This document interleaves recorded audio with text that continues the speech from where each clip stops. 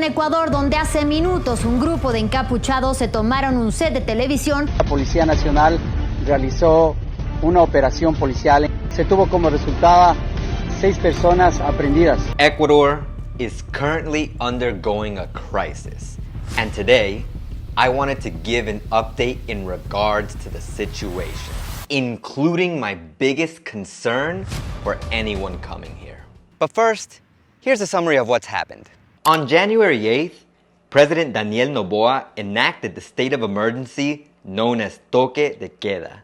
In other words, a curfew due to the escape of the gang leader José Adolfo Macías Villamar, alias Fito. This curfew lasts for 60 days, and during these 60 days, people are not allowed to roam the streets from 11 p.m. until 5 a.m., with certain exceptions that are being shown on screen now.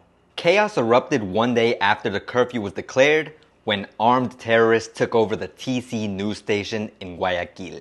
Consequently, the president enacted an estado de guerra, which is to say a state of war, which both mobilized the army and gave them the power to neutralize any threats. This is important because before, the police wasn't allowed to take action unless directly acted upon. In other words, they could only act in direct self-defense and would be limited to simple pursuit and capture even against those committing heinous crimes. With this state of war and with the Phoenix Plan put into action, the police and military were able to breach the prisons of Ecuador, as well as achieve the following results. 12,947 operations, 1,327 criminals detained, with 143 of them detained for terrorism. 32 operations against terrorist groups, 5 terrorists neutralized, 27 people deprived of liberty recaptured, 11 police liberated, and 2 police who lost their lives in the line of duty. 491 seized firearms, 268 edged weapons seized, 12 weapon feeders, not sure if used or seized, 14 seized vessels, $2,075.50, once again, not sure if used or seized, 462 seized bombs, 343 vehicles recovered, 10,241 seized ammunition, 195 motorcycles recovered, 2,755 gallons of gas, 135 cell phones, 5,319.1 kilograms of drugs confiscated, 10 attacks on police buildings, 13 attacks on public and private buildings, and 201 prison guides and administrative personnel liberated. And all of this is just what's been done up until Sunday, January 14th. Now, what exactly does this mean for an Ecuadorian living in Ecuador? Well, let's ask. ¿Usted se siente segura aquí ahorita en Ecuador? Actualmente sí. Hablando de Ecuador, de todo el país, actualmente está pasando por una situación sumamente compleja. Pero ya hablando así, Puerto Viejo, que es donde vivo, ¿no? Es tranquilo, hasta el día de hoy, gracias a Dios, no he pasado por alguna situación de peligro. Y tampoco es como que vean las noticias y que se escuche mucho de que aquí en Puerto Viejo ha pasado alguna situación o algo. Como en Guayaquil, por decir, que viví mucho tiempo allá y pues comparando aquí me siento pero súper tranquila, que allá que pues salíamos y ya se sabe y es conocimiento de todos los ecuatorianos de que es muy peligroso. Hay que salir con escudo de balas así. Literal, hay que salir preparados para todo. ¿Cómo siente la situación con el estado de guerra, el estado de excepción? Un estado muy complejo, sí, difícil. La situación del país cada día es más exuberante. En otras palabras, se ha vuelto un país, inseguro. Pero también hay lugares donde todavía se puede encontrar paz. No está pasando lo que pasa en Guayaquil, pero sí estamos como con el miedo, como ese de que chuta, uno no sabe si que sale y también pueda pasar aquí, que gracias a Dios, como ya dije, no hemos visto, pero estamos como que a la defensiva de que y si pasa aquí, y si yo salí y lastimosamente estoy en el lugar equivocado, O sea, uno no sabe. Estilo, ¿qué lugares o qué recomendaciones le daría a alguien que quiere venir a visitar o que quiere venir a retirar, a vivir aquí en Ecuador? Tenemos lo que es Cuenca, Baños de Agua Santa. Tenemos también una ciudad un poco también segura que es el Carmen. Y bueno, pues así también tenemos a Tosagua y Rocafuerte. ¿Alguna otra cosa que quiera mencionar acerca de la situación actual de Ecuador? Se ha incrementado un poco lo que es la inseguridad, pero también se está incrementando también las medidas de seguridad, como para poder erradicar cada uno de estos ataques terroristas y también pues que a través de también de un ataque armado se pueda eliminar cada una de esas personas que no le hacen bien al país, para empezar, y luego pues terminar con esta inseguridad que nos tiene sumamente mal.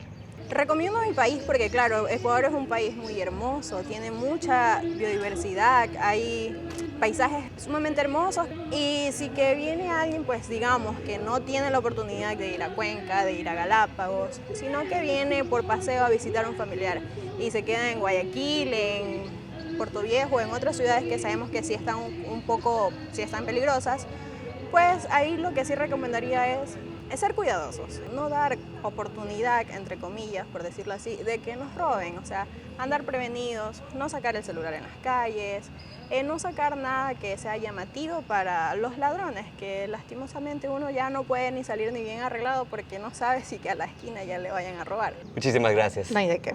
Muchísimas gracias por su tiempo. usted. Agradecido. Now, what are my thoughts on the situation?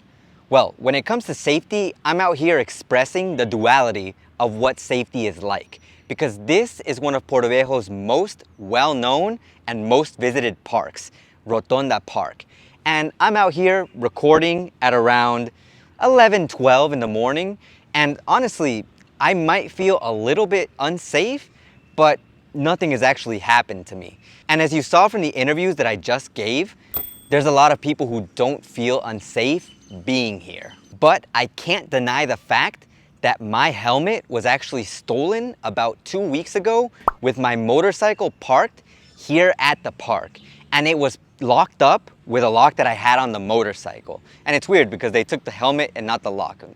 Whatever. But the point being that that was an unsafe thing that happened to me. And another thing to note is that if I were to just step out of the park area, there's a street area over there next to the Park Street area. If I go to that street area and stand around with my phone recording and doing something similar to what Luis of Ecuador did, which is recording out on the street, I would probably get robbed and in worst case scenario, neutralized. So you see, my answer to safety is always going to be the same or very similar, in the sense that I'm always going to say that there are places that are unsafe, and at the same time, there are places that are safe. Even in a city that's considered to be unsafe, you can find safe areas. That's not to say that I would recommend going to Guayaquil or Esmeraldas right now, because those places are just, in general, very unsafe. But in other cities, you can find safe places, although most of them will be indoors, but that's not to say that you can't find safe places. But you just really never know what time the lack of safety is going to happen, because criminals don't have a schedule. And with this situation that's going on, it's hard to say when there's going to be an attack in an area that looks momentarily safe. So, you know, it's okay to say that it's safe, but it's not okay to be overconfident. Now, when it comes to traveling or coming to live in Ecuador, it's kind of ironic how linked those two things are to safety. And what I mean is that there's a lot of people who have canceled their trips to Ecuador because of the current situation. But in that same sense, there's a lot of people who have still been coming to Ecuador and who obviously live here, who would say that nothing has happened. And we're not just talking about now, but we're talking about these past few months, and you could even say years, because everyone's situation is different. And you have to realize that as a traveler, as a person who is living here, that if you give a comment, you make a comment saying, for example, as a traveler, I went to Ecuador in December and nothing happened to me. that comment is going to cause confusion for people who are coming in January, because those people are facing a different kind of Ecuador, a different kind of situation that's happening in Ecuador. So it's very difficult to just say, I was safe, nothing happened to me, because what didn't happen to you could actually happen to someone else. And vice versa, what happened to someone else might not happen to you. So you do need to stay up to date with the information in the country. And this is where one of my best pieces of advice that I can give in regards to the situation for each city comes into play. Because if you live, for example, in a city like Loja, for example, like Albi's in Ecuador, you can see that he's going around Loja and nothing is happening to him. In that same sense, you can see Luis of Ecuador recording on the streets of Cuenca and he's just fine. My good buddy Don Shader, who lives in Manta, and as long as he stays in his house, he's okay. LaShawn and Steve from Living Loving Abroad have recorded videos in Salinas. Salinas, which is close to Guayaquil and it is considered a dangerous city, and they're just fine. So basically, whatever city you decide to go to, it would be ideal for you to check out news, for you to check out videos, go on to a Facebook group or Reddit group or subreddit and ask what is happening in this city and find out for yourself if that city is okay to travel to or live in at this moment. And especially for travelers, you can come, but I really wouldn't recommend it because your time out on the streets is limited. And I'm not talking about traveling from one city to another, which is a hassle in and of itself, but aside from the nighttime travel, if you want to come here for parties, for good fun at night, what are you going to do if you can only go out until 11 p.m.? But if you're scheduled to come to Ecuador in these upcoming days, weeks, or months, then you might as well come, but remember to take the utmost precautions and to keep that curfew in mind, because there's nothing and no Ecuadorian, no YouTube channel, no one is going to save you if you're out when you know there's a curfew happening here. And then we have what comes next. In other words, what is the future of Ecuador? In regards to this, I'm pretty sure that the most pressing issue for most people is the curfew. And for me, the biggest concern with the curfew, once it's over in about 50 days, is what comes after the curfew. Because remember, right now the police are actually authorized to use more extreme force. The same thing with the military. We actually have them mobilized to take care of crime in a way that hasn't been done for a long time. But what happens once they're gone? My concern right now is that these terrorists put Daniel Noboa, the president, to test by challenging his first state of emergency. And when they failed, now they're just biding their time for the state of emergency and the state of war to end so that they can go out and terrorize the streets of Ecuador. This is just speculation on my end, of course, based on what I've seen in the country in these past few years. Because believe it or not, there's a lot of people who don't realize the country has been in this situation for a long time, but it's very difficult for people who kind of isolate themselves from the situation to actually notice. And taking a look even further into the future, taking into account that we have Daniel Noboa, who's actually doing things to help the country, realize that if he keeps doing these things, and if he gets reelected and keeps being an excellent president who actually shows that he's doing things to combat crime and insecurity, as well as maybe other things in the future when there's more time for him to do so, the country can just keep getting better. I'm not saying that the country isn't good now. There are certain parts of the country that are good, that you can visit, that nothing will happen to you. But in that same way, if you give it a little bit of time, if we have faith and things actually happen with this current government, we have the potential to be an amazing country here in Ecuador.